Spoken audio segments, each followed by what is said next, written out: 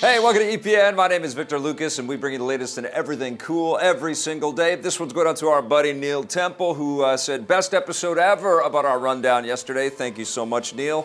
This rundown is all yours. Some disappointing news has come in about the Nintendo Switch.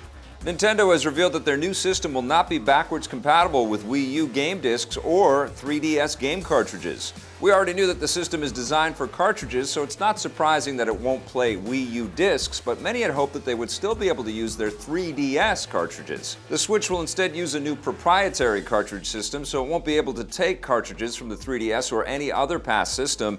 This is probably because the Switch has very different hardware and software specs than its predecessors, but the lack of physical backwards compatibility is still going to disappoint many Nintendo fans, especially given that it was included in the Wii U and original Wii. As for digital backwards compatibility, there's always a chance that Nintendo will allow users to download old games if they're synced to their Nintendo account, similar to what Microsoft is doing with 360 games on the Xbox One, but we'll have to wait and see.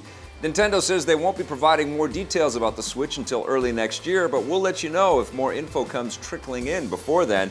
The Switch will hit stores in March. It looks like there's at least one old fossil that Disney isn't digging up for the new Indiana Jones movie.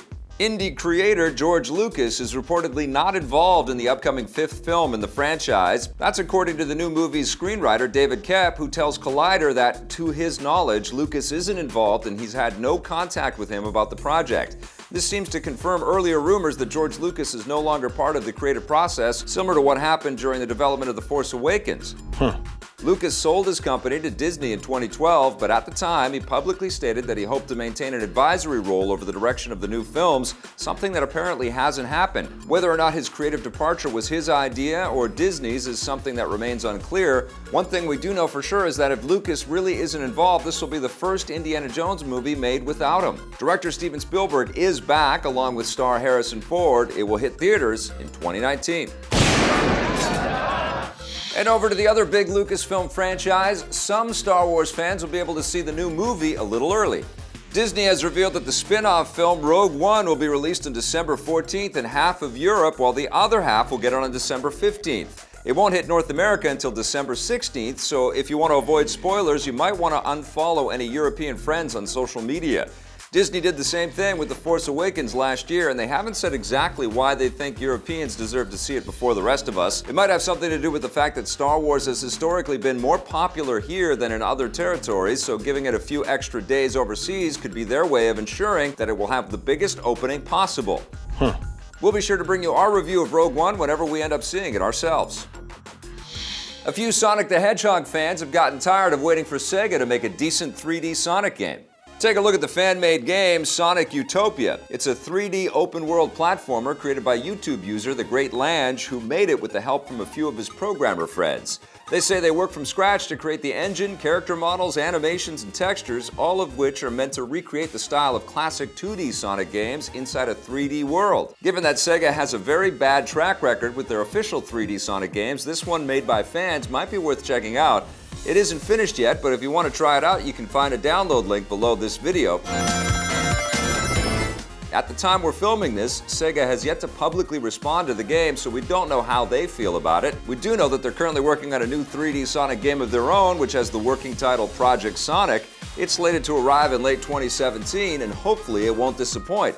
They're also making another new game called Sonic Mania, which has a less risky 2D perspective. You'll be able to play that a little sooner next spring. Pokémon is about to go trick-or-treating. Niantic Labs has announced a special Halloween-themed event for Pokémon Go. Starting tomorrow and running until the day after Halloween, spooky Pokémon like Zubats, Ghastlies, and Drowsies will appear more often in the world around you, and the game will also give you twice as much candy, because nothing says Halloween more than candy.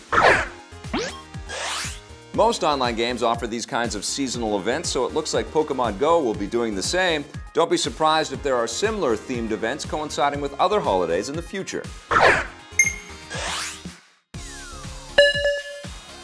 And speaking of online games, Rockstar hasn't forgotten about GTA Online.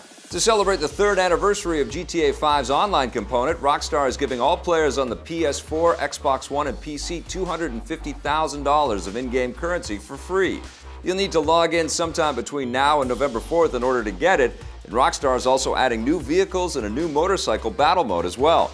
It makes sense that they're still supporting GTA Online after all these years because it's still raking in the dough. Last week, Rockstar officially announced their next big project, Red Dead Redemption 2, which is promised to have a similar online component of its own. That rides into town in fall 2017. And that wraps us up for the rundown today, everybody. Thanks for watching. We'll be back again with a brand new one tomorrow.